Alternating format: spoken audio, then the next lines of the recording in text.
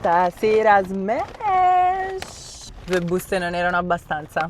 Qui ci sono gli antipasti. 1, 2, 3. Iniziamo dalla patatina cheddar e bacon. Ci hanno messo pure la salsa, oddio! La salsa dello smoke, sto male, è buonissimo. Così sono meglio.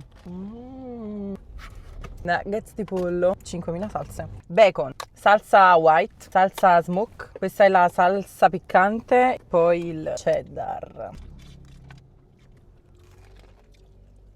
Mamma mia. Cheddar e bacon.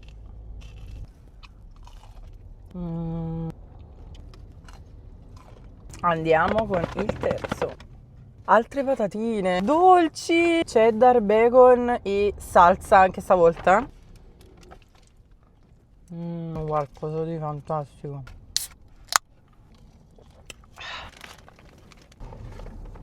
Chicken smoke. Ma come si fa che fanno buono pure il pollo? Cioè è impressionante. Se non mi piace lo smash, fanno pure il pollo buono. Devasto. Assaggiamo il Big Smash. Bellissimo questo panino. Mi dispiace mangiarlo. Doppio hamburger, cheddar, salsa, cetrioli, pomodoro, doppio bacon. Perché sì, potete chiedere il doppio bacon. Poi mi dicono perché questo è il mio panino preferito.